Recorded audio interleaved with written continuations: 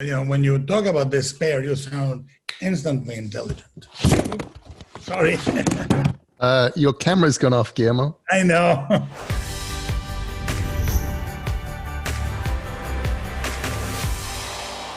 Hello, everybody. I am Neil Gaiman, and I have the absolute honor and delight and pleasure to be here virtually with my old friend, Guillermo del Toro. What are you, my friend? We seldom are in the same place, you and I, and welcome this.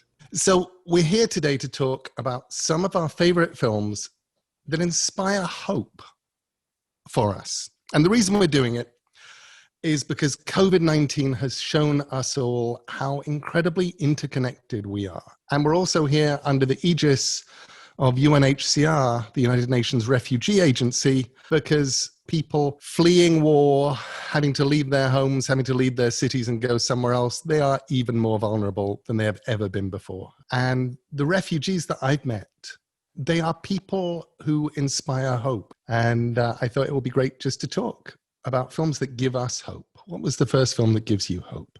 One of the movies that pops to mind immediately for me in this sense is Shawshank Redemption.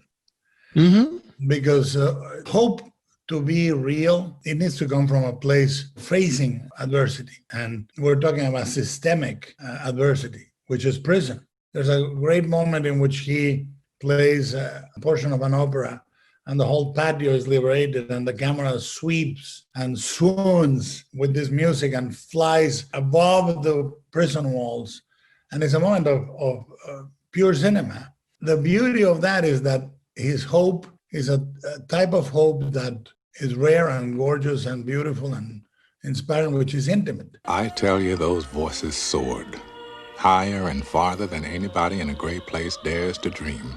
I always find at the core of films about hope, almost always there's a core of friendship. You know, in this case, the friendship with Morgan Freeman's character, Red. I guess it comes down to a simple choice, really. Get busy living, or get busy dying. My first movie is all about friendship too. And it's Tampopo by Juzo Itami.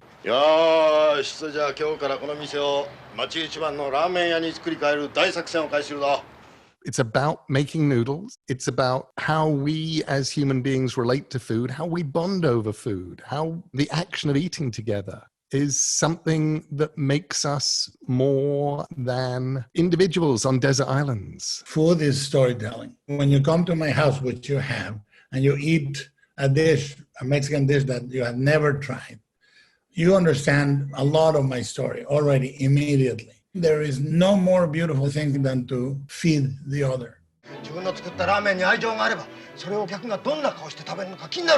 Richard Curtis once said to me about films, he said, somebody changing their minds is more powerful than a thrown punch.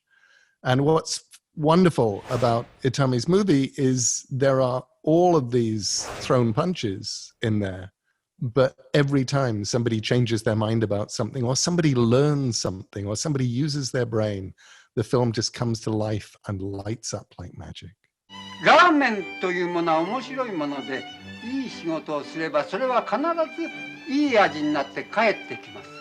next movie that I chose is Frank Capra's It's a Wonderful Life. Now, Capra has been the victim of a lot of misconceptions. They used to call his movies Capricorn, right? Because they were corny. But the fact is that he is one of the darkest filmmakers too. In order to get to a place of hope, he drags you into an absolute nightmare world. You have a man that has been imprisoned by his choices. James Stewart, he has chosen at every turn family, work, and he feels completely suffocated by them. We all feel small. We all feel like we cannot do enough. And it's a fallacy at the end of the day. It is all about interconnection. That simply by trying to do good things, we are having effects that we cannot imagine.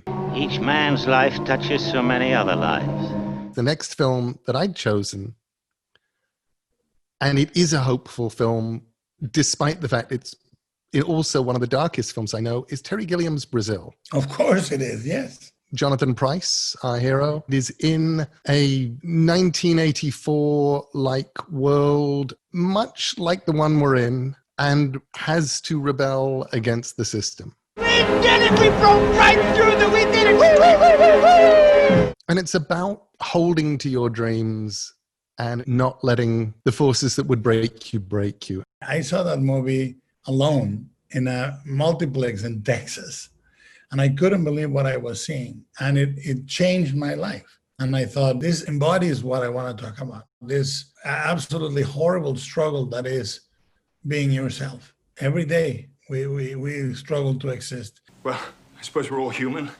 What movie gives you hope, no matter what the day is? For me, it's The Wizard of Oz. It's about a road and people with completely different goals going to a place of hope.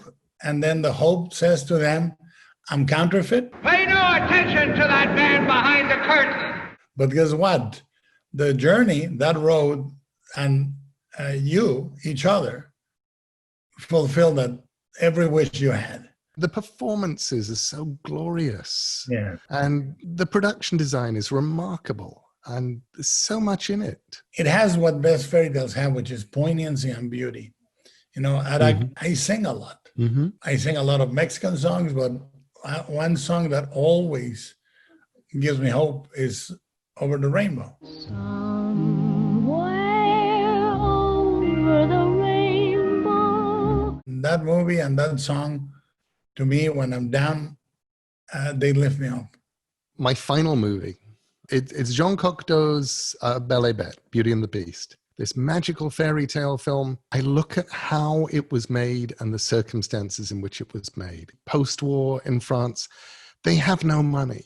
And yet Cocteau can look at things like hanging sheets on a line and create beauty. Alors, cette bête n'était pas une bête féroce? Non, Ludovic, c'est une bonne bête.